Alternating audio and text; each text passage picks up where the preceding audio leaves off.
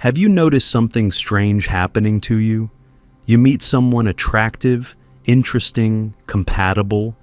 All the ingredients are there, but nothing ignites. No butterflies, no obsession, no falling. You're present, you're engaged. But that overwhelming pull everyone calls falling in love, it just doesn't happen anymore. And you wonder, is something broken in me? Have I become too detached, too analytical, too damaged to feel that magic everyone else seems to experience? If you've been worrying that your heart has closed, take a breath. Because what you're experiencing isn't emotional death or inability to love. Carl Jung spent decades studying what happens to people after psychological awakening, and he discovered something that challenges everything romantic culture teaches. Awakened people don't fall in love, not because they can't love, but because they've transcended the psychological mechanism that creates falling. I'm about to share 5 truths about why awakened people no longer fall in love. And if you've been blaming yourself for not feeling that desperate pull anymore, you may finally understand that you haven't lost your capacity for love. You've just outgrown unconscious love. And that's not a loss. It's an evolution. Here's what Jung understood that romantic culture desperately hides. Falling in love isn't actually love. It's projection. And when you awaken, when you integrate your psyche and withdraw your projections, falling becomes impossible.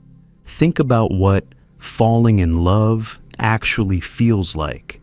Overwhelming attraction, obsessive thoughts, a sense that this person completes something in you.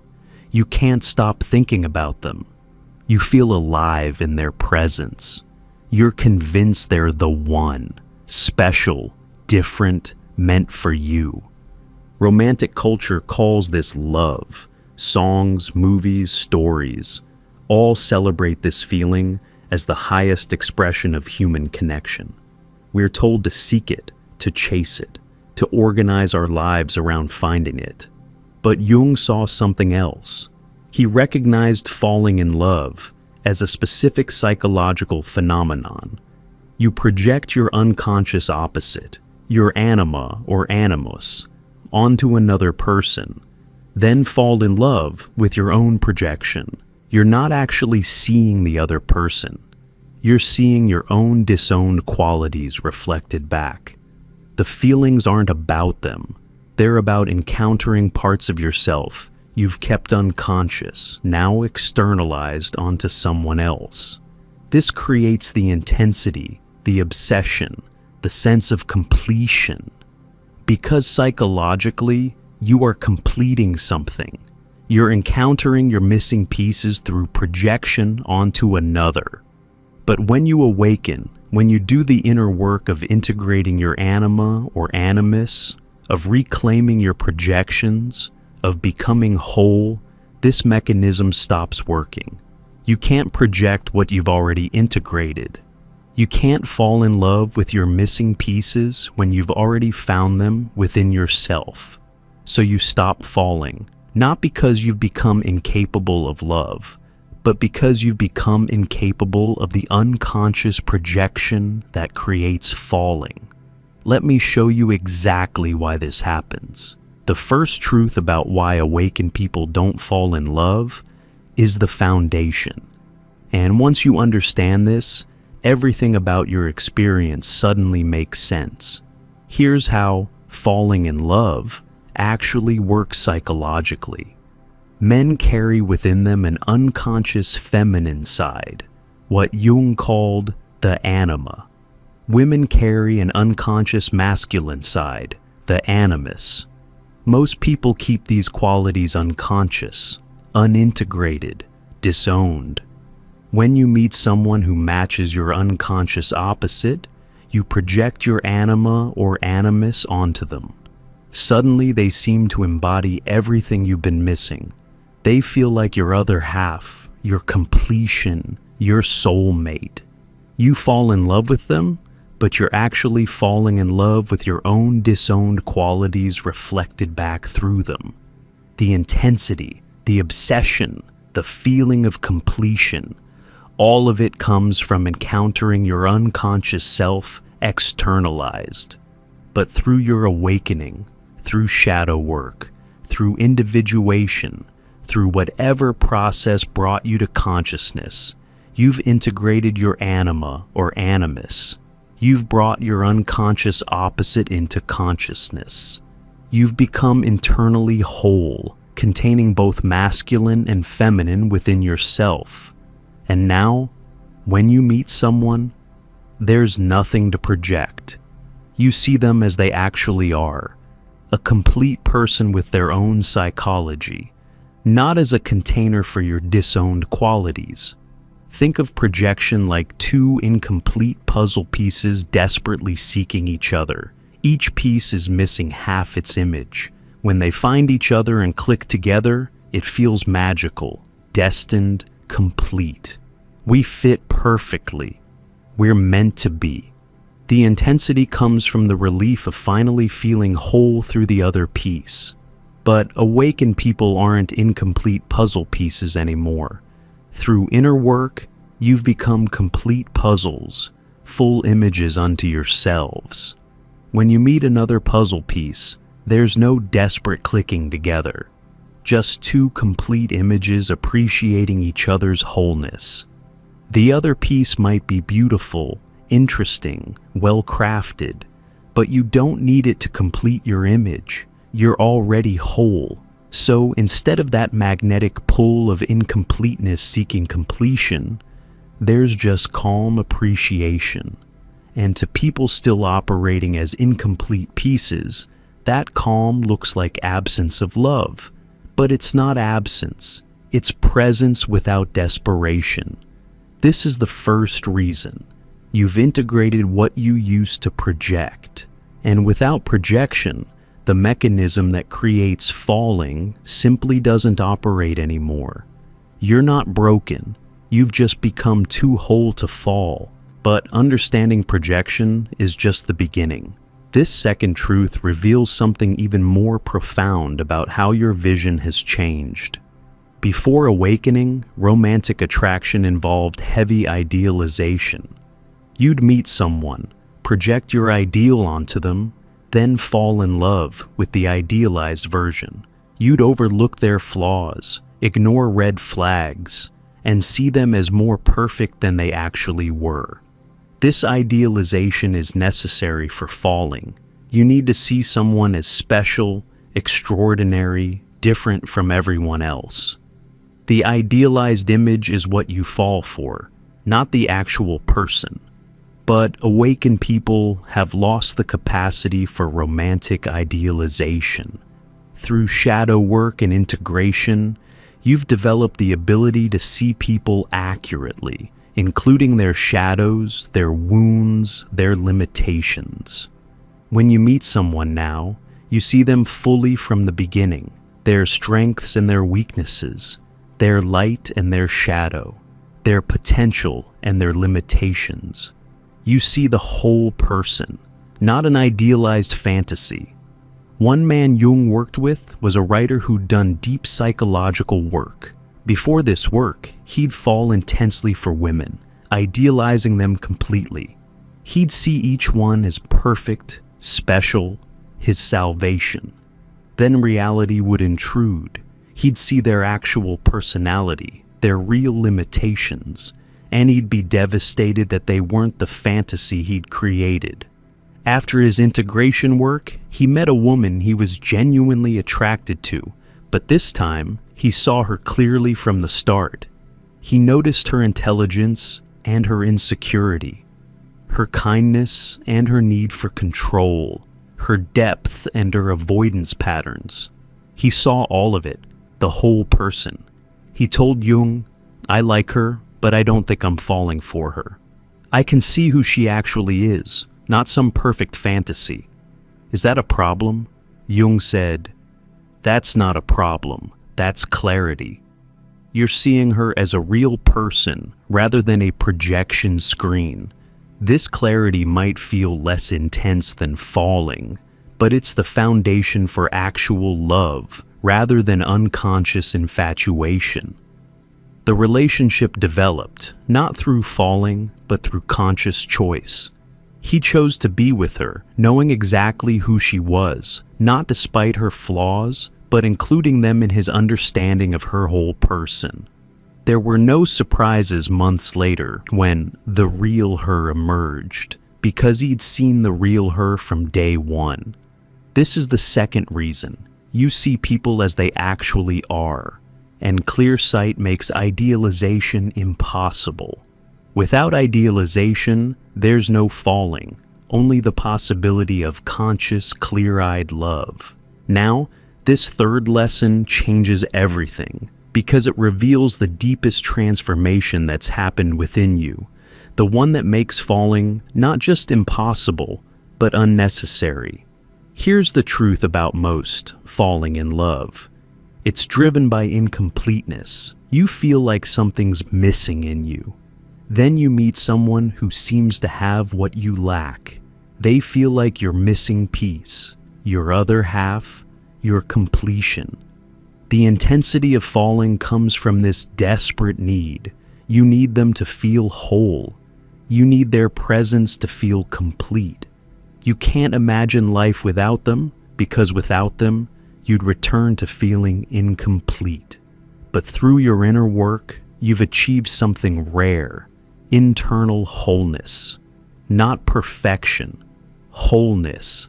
You've integrated your shadow. You've reclaimed your projections. You've developed a complete relationship with yourself. You don't feel like something's missing anymore. You're not searching for someone to complete you. You're already complete. Think of most people as magnets split in half.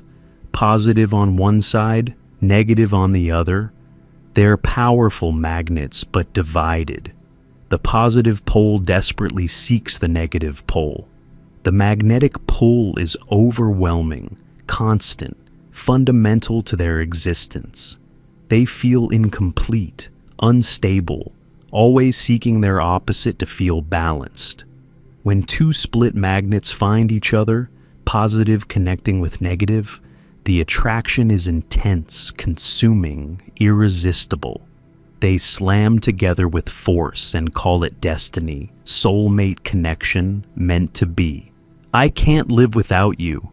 You complete me. But it's not love. It's the magnetic force of two incomplete halves seeking wholeness through each other. You, through your inner work, have integrated both poles within yourself. You're still magnetic, still have presence, depth, attractive energy. But you're a complete magnet now. You contain both positive and negative poles internally, integrated and balanced within yourself. You're stable, whole, self-contained. Now, when you meet split magnets desperately seeking their other half, there's no slam-together force. They're looking for someone to complete their incompleteness. But you have nothing incomplete to match with theirs. You're already balanced, already whole, already complete. And when you're complete, there's no desperate need driving you toward others. You might want connection, companionship, intimacy, but you don't need it to feel whole. The desperation is gone.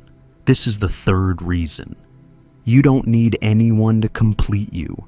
The desperation that creates falling comes from incompleteness. You've become whole, and wholeness doesn't fall. It chooses consciously from a place of already being complete.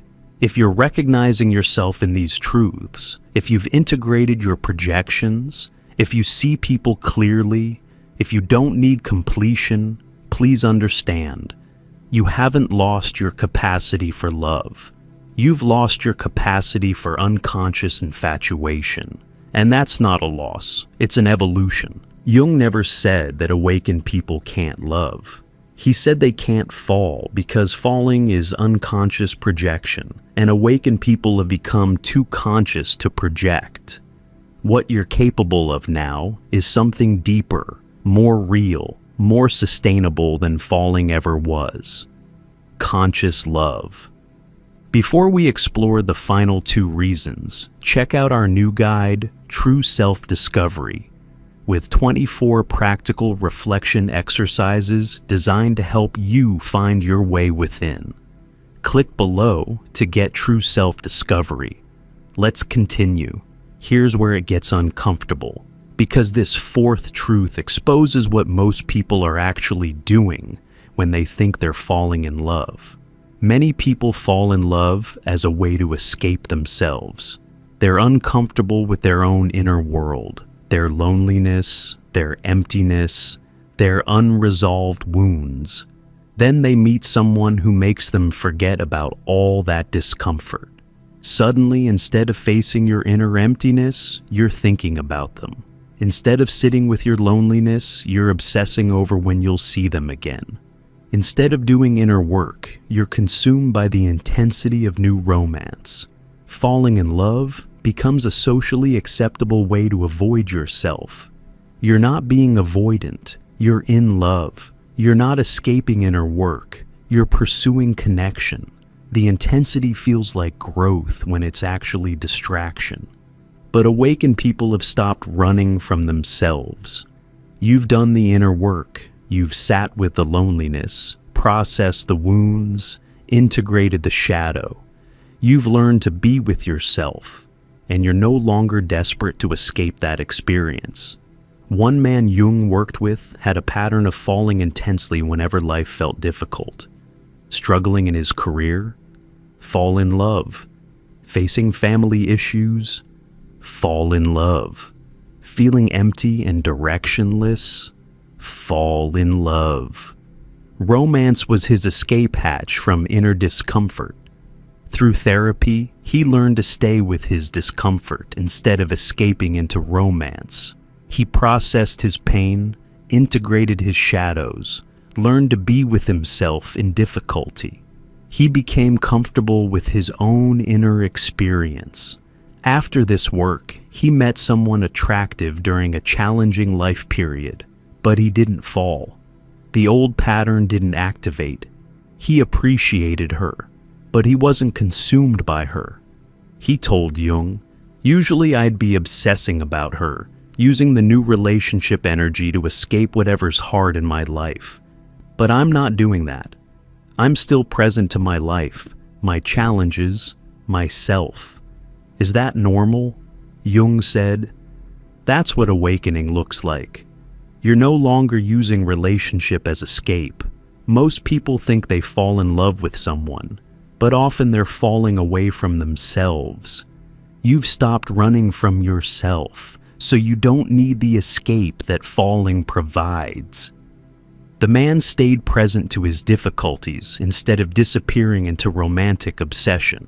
He dealt with his career struggles directly. He faced his family issues without distraction. He sat with his emptiness and did the work to fill it from within, rather than seeking someone else to fill it for him. This is the fourth reason. You're not seeking escape anymore. Much of falling is unconscious escape from inner discomfort. You've learned to be with yourself, so you don't need the distraction that falling into someone else provides. And now, this final truth might be the most liberating of all, because it reveals what becomes possible when you finally stop falling and start choosing. Here's the deepest truth about falling in love. It's involuntary. It happens to you. You don't choose it. It chooses you.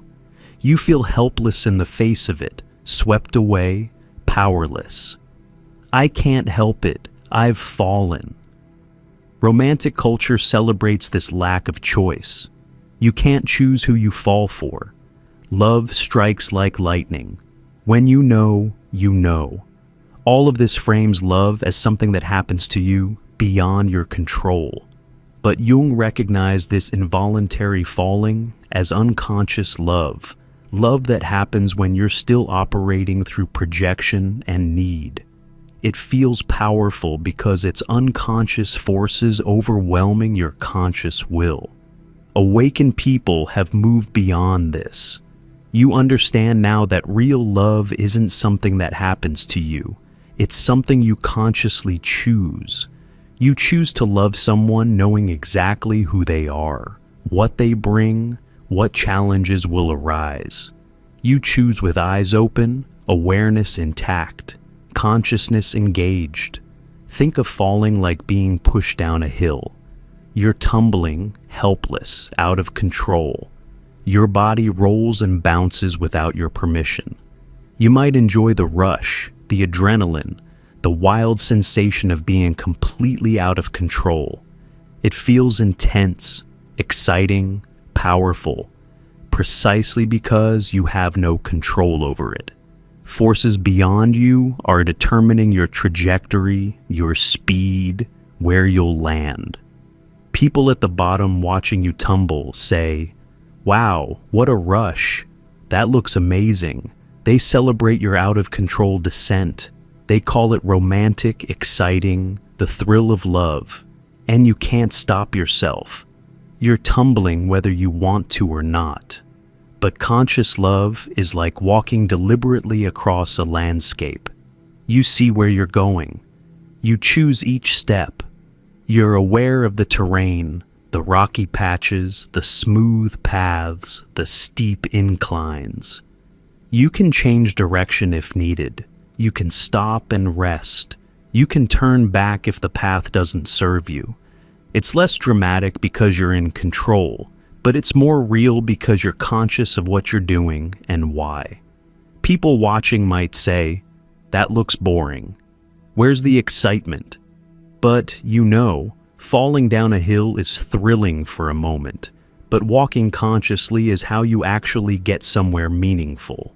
This conscious choosing feels less dramatic than falling. There's no overwhelming compulsion, no sense of being swept away, no feeling that fate has decided for you, just conscious decision. I see you clearly, and I choose to love you. This is the fifth reason. You understand love as choice, not compulsion. Falling is unconscious compulsion. Real love is conscious choice. And once you've awakened to the difference, falling feels like giving up your consciousness, and you're no longer willing to do that, even for romance.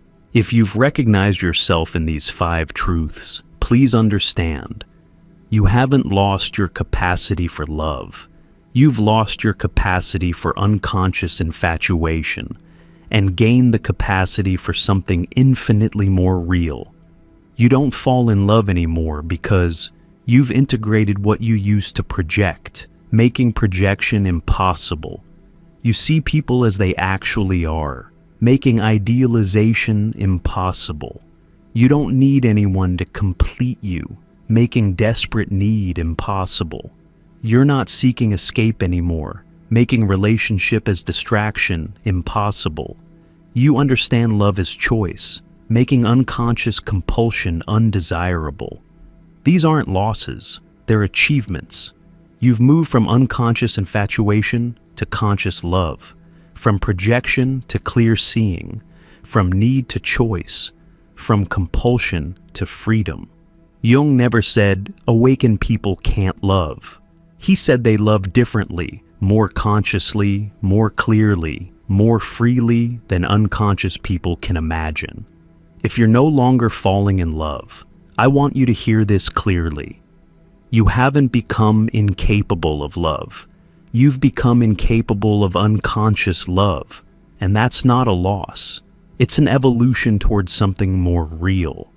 The intensity you're missing wasn't love. It was projection, idealization, need, escape, and compulsion wrapped in romantic language. It felt powerful because it was unconscious forces overwhelming your consciousness.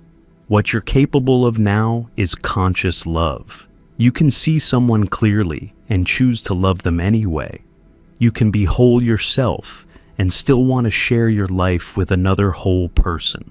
You can love without needing, choose without compulsion, commit without losing yourself. This conscious love won't feel like falling. It won't sweep you away or make you lose control. It won't feel like destiny or fate. It will feel like clear-eyed choice. And that might seem unromantic to people still seeking the intoxication of falling. But you know something they don't. Intoxication isn't love. Compulsion isn't connection. Falling isn't sustainable. And unconscious romance always crashes when reality intrudes on projection. You're not broken for no longer falling. You're awake. And awakened people don't fall. They choose consciously, love clearly, and build relationships based on reality rather than projection. That's not a loss.